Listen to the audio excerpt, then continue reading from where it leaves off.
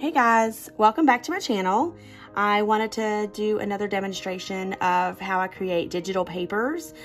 Today's is just very simple, but I just wanted to go over some techniques that I use that you guys can also use to create using any digital program. I use my iPad Pro with the program Procreate. It's a great program. It's something that's very mobile, which is one of the key things that I really love about it. But all programs out there all have their pros and cons. You just have to find what works for you. But in today's video, again, I'm just going to show you some simple techniques that I use to create something simple like this one here, and just teach you guys a little something that you maybe hadn't heard before on how to get different effects. So let's dive right in. So first of all, I wanted to use something for my background, and I wanted to show you guys an option that you can do when you are creating physical things and you want to include them digitally. So basically, this is a jelly print that I created, and for those of you who don't know, it's G-E-L-L-I. Jelly printing. It's really super fun. It's a great way to use that paint and that kind of thing to kind of make your own backgrounds. You can use stencils, you can use stamps on them, all that kind of stuff. It's just really fun to get dirty and create. But anyways, this is a jelly print that I created, and I wanted to use it as kind of a grungy background. So I basically took a picture with my phone and then sent it over to my iPad so that it was an image saved in my iPad. And now I'm going to use it as a background in my digital paper, just like any other picture I would find like on the internet to use. So that's a great way. You can take pictures of anything basically and import them in digitally. So I've got that saved in, I think, my photos. So add. Use my pencil so you can see better. So I'm gonna go up to the wrench tool again. I'm gonna hit insert photo, and then I'm gonna import that in. So here is the background. Now I am going to stretch it to make sure it covers the entire canvas. Okay, and you can kind of like, if you want more of one side showing or whatever, you know, just shift it, move it however you want. And that looks good to me.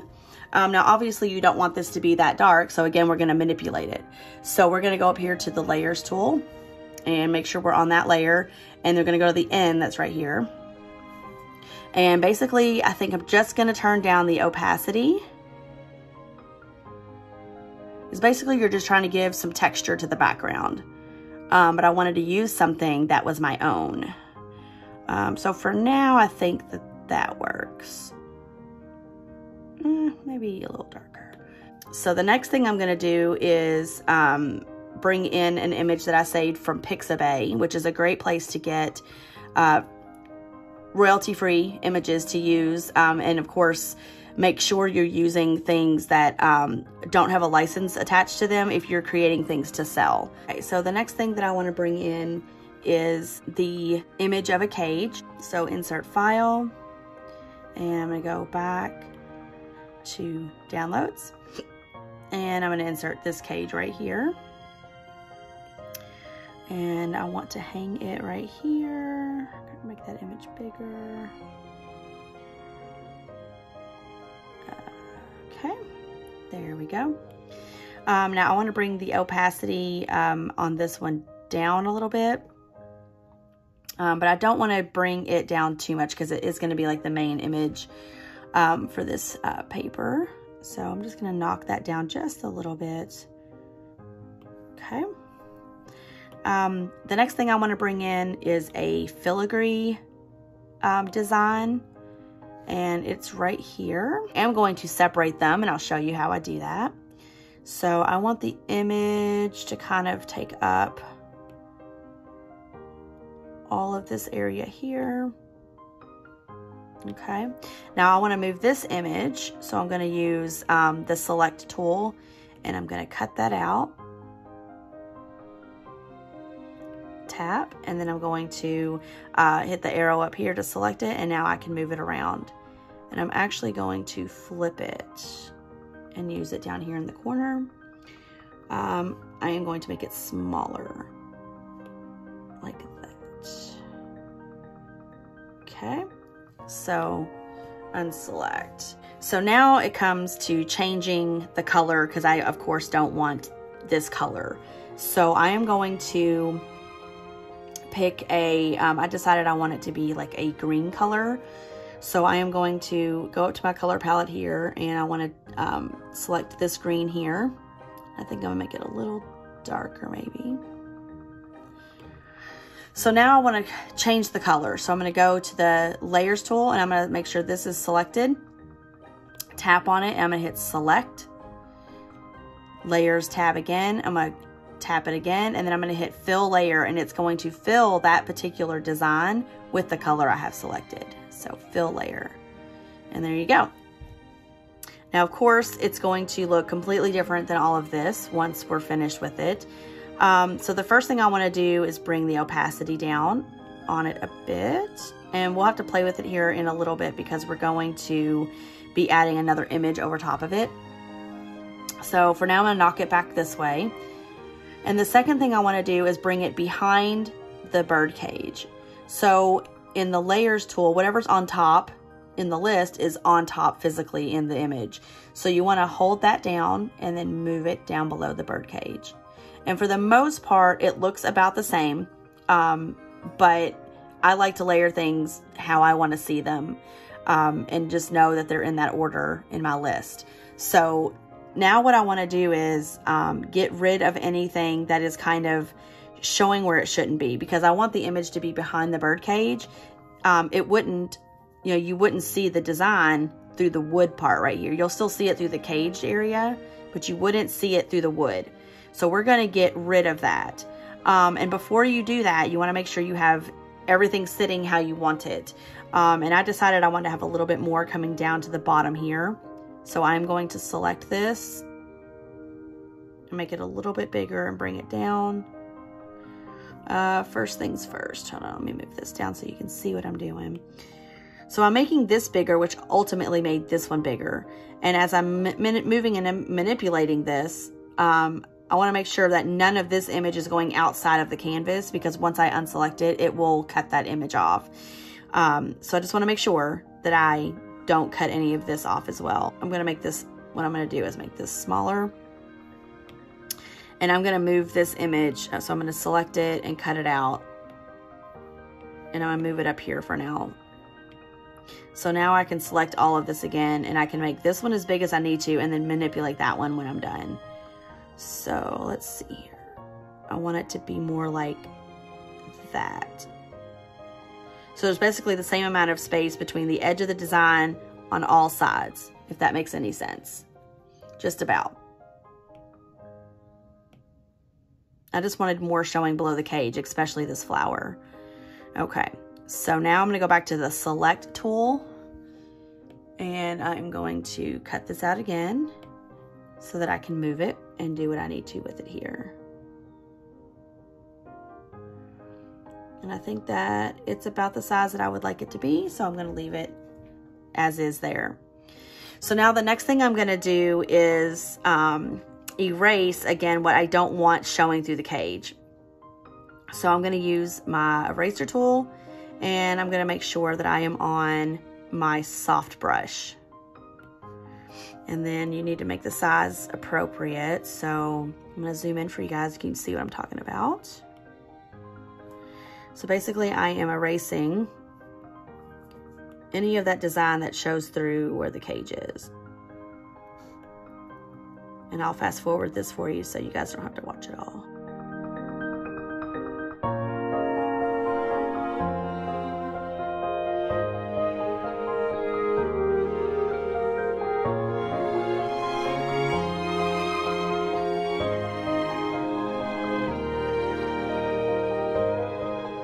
So now you have that like illusion that the pattern is behind the bird cage. So the next thing that I want to do is I wanted to add some text over top of this design, and I'll show you how to use a clipping mask.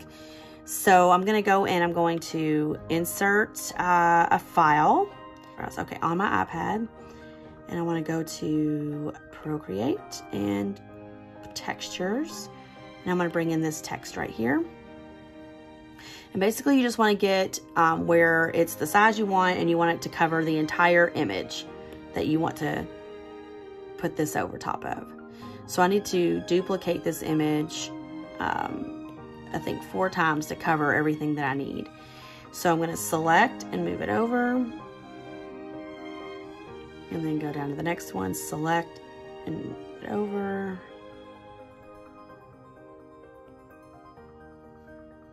And then go down to the next one, select, and I want to cover this one too. So you just want to make sure that every bit of your filigree or your image that you want to cover is covered. So now I want to merge everything back down. So merge down, and merge down. And then I want to click it and hit clipping mask, and then it clips itself to the image below. I need to change the opacity of that layer. And then I need to up the opacity. Oh, sorry, I did the wrong one. There we go. And now this one, I need to bring the opacity up a bit so it's darker and you can see the lettering. Okay, so see, now you can see the lettering only on that filigree. It's pretty cool. Like, look how cute it looks on the flower.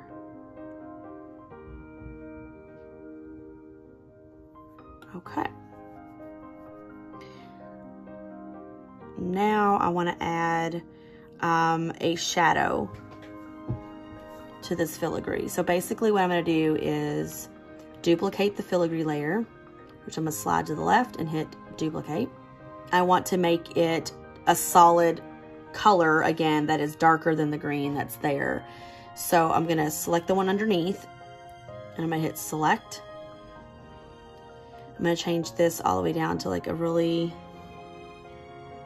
dark color here. And then I'm going to select it again and hit fill layer. So now, if you turn off the top one, you can see how dark that is. Okay. So now I want to take and I want to blur out the one that's underneath here. And Gaussian blur. And then up here you'll see as I slide that the percentage of the blur, so as you can see here, okay? So I want to blur this out so much that it kind of just sort of brings a grunge smoky effect around this design. And you just kind of play around with it till you're happy with it. I don't want it to be too dark. Okay, so that's good there. So now I'm going to show you what it looked like before and what it is with it. So here's before and after. You see it just kind of brings a little bit more grunge to the page. The next thing that I wanted to do was to create an actual shadow of the filigree itself. So I want to, again, I want to duplicate the top filigree pattern, duplicate, and then I want to fill the layer again with a darker color. So I'm going to hit select and then fill layer. And then I'm going to select it and I'm going to shift it down. So see what that does. Okay. I don't want it to be that dark. So I'm going to go to the end and I'm going to turn the opacity on down a little bit.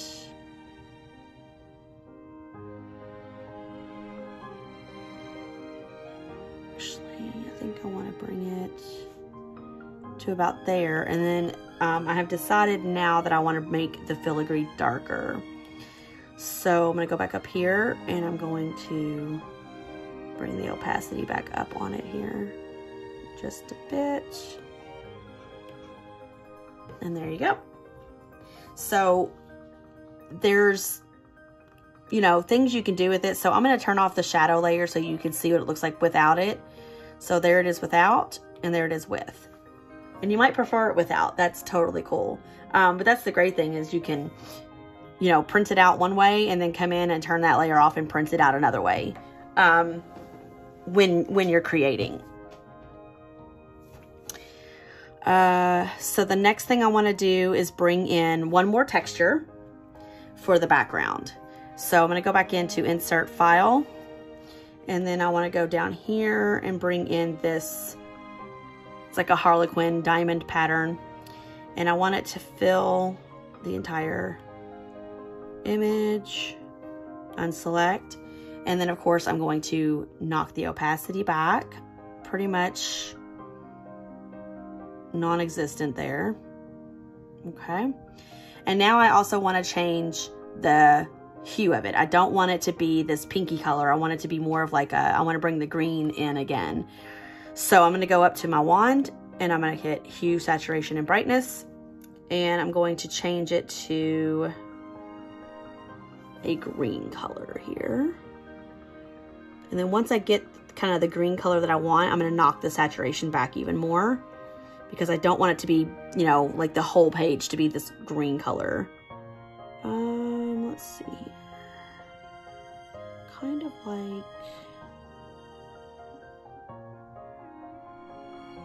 let me turn the saturation back a bit here.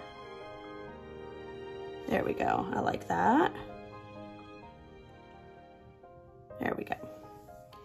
So now you can see, instead of it being pinky, it's kind of more got the green touch to it.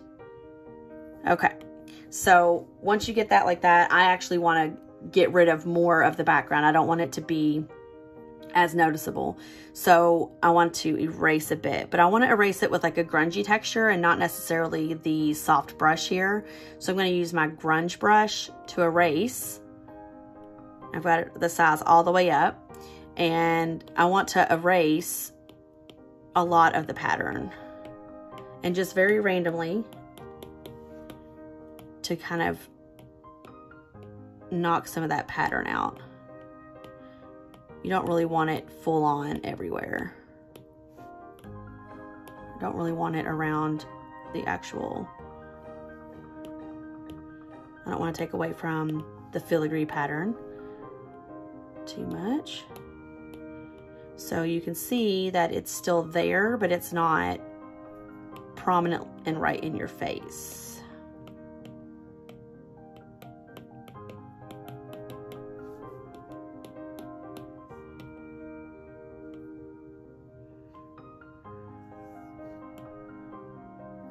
Okay. And you just play with it till you're happy. Okay, there we go. Now the last thing that I'm going to do is bring in a like kind of burnished edge, because for me personally, I like the vintaged edge. So I'm going to go into Insert File again, and here it is right here. And it brings it in perfectly to the 8.5 by 11 size. Now I don't want it to be this dark, so I'm going to knock the opacity back on it to about there, I think. And again, here's what it looks like off and on. So it's not too much more, just a little bit to kind of finish the edge a bit. And there you have it. I hope that you enjoyed the video. If there was anything I didn't explain well, just please let me know in the comments. I'd be happy to answer that for you. Please like and subscribe if you'd like to see more videos in the future. I will be creating more digital pages in the future, so please stay tuned. Until next time, happy journaling. Bye.